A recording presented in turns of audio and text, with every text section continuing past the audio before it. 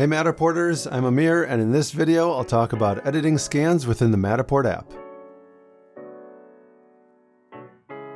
Inside the app, you can do three things to a scan: delete it, move it to another floor, or realign it. Start by opening the model with the scan positions you'd like to edit. If you just need to edit one scan position, a quick tap will open the preview window.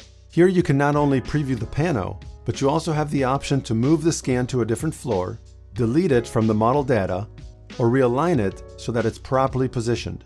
If you're moving the scan to a different floor, keep in mind this doesn't affect alignment between scan positions.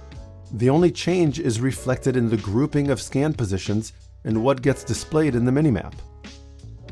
If you delete a scan, there is no way to undo this. To replace the scan, you'll have to scan again. Alternatively, if the scan is properly aligned, you can keep it for now. Later, open Workshop and hide that scan position.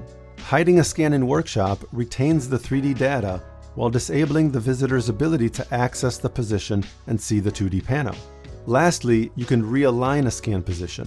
Choose the Realign Scan option. Tap and drag the position with one finger or rotate with two and place it where it should be aligned.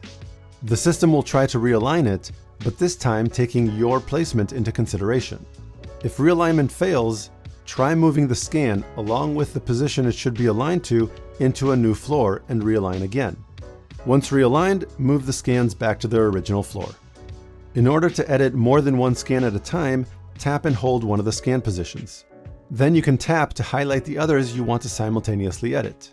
Finally, tap the delete or floors icon in the bottom right corner. The only options when editing multiple scans at once is to either delete them or move them to a different floor.